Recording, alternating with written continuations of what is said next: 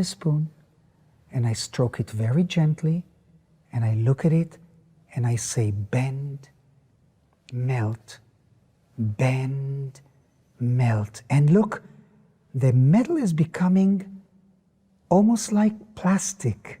Plasticine, no heat is produced.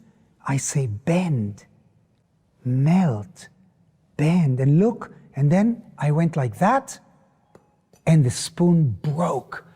Yeah, this was a big thing about Uri Geller for years, is that he was claiming that he was really bending the spoon with the power of his mind. And this was his kind of like signature piece. The secret of success is originality. And there's nobody who did spoon bending before me. It's very revolutionary what he did, is that he took like just something so simple as bending a spoon and he made a career out of it. It was fantastic, out of one trick. It was unbelievable. I would describe myself, Uri Geller, as a person that actually shocked the world with something quite trivial and surprising. And also, the thing that I like about Uri Geller is the kind of belief system. He brought a certain degree of believability into it. I'm eating soup. I'm lifting a spoon up towards my mouth. Suddenly, the spoon bends and breaks. My friends in school, pupils, they were good in basketball, they were good in soccer, they were good in arithmetic. I was very average, but I was good at bending spoons and reading minds.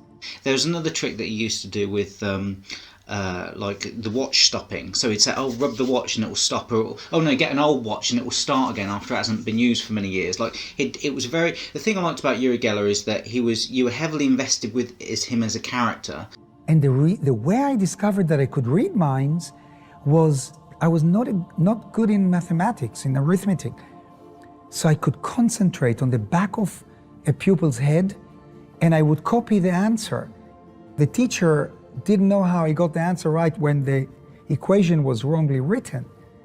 Then I could look at the clock on the wall, will it to move an hour ahead.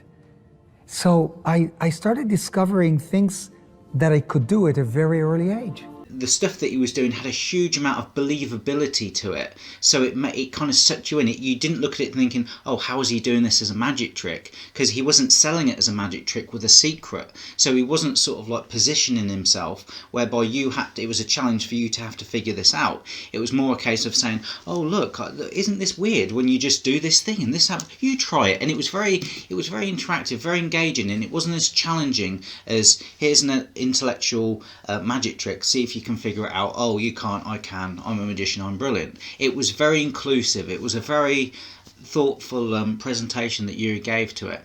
And today I look at it as the phenomena, I see it as the field of the paranormal.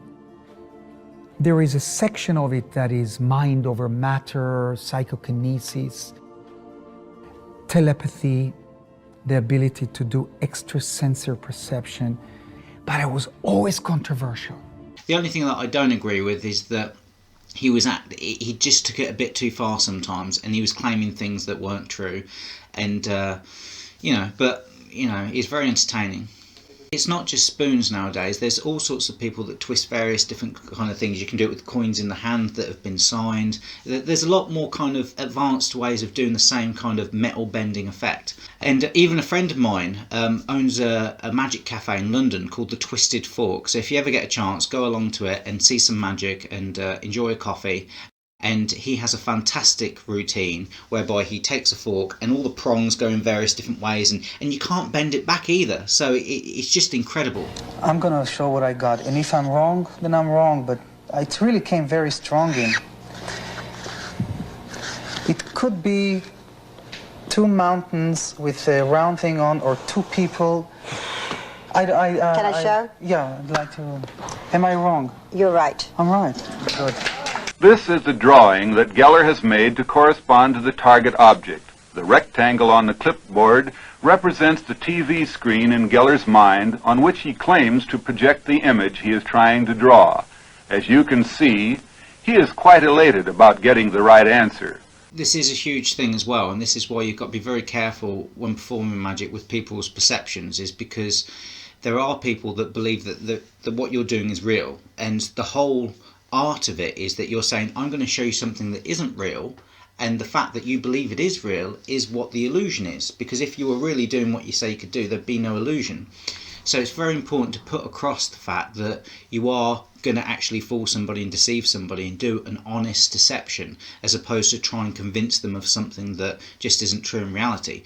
But the problem, and this is where the problem comes in with belief systems, because if they really believe that you can do what you're saying you're doing, even when you say, no, look, I'm actually doing this, and you show them how to do it, they still don't believe you. They say, oh yeah, I know that's another way you can do it, but you can really do it, can't you? It's always impressed me at how easily malleable people's belief systems are. It's very scary, actually. Bend, melt, bend, melt.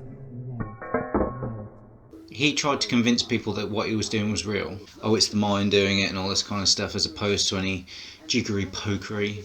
He's bending it and breaking it when you're not looking, and that's the beauty of the art. You see, I always say that the secret of success is originality. And I came up with something original, something that was never seen before. Thanks for watching. Don't forget to subscribe to our YouTube channel and you'll be notified of our latest videos.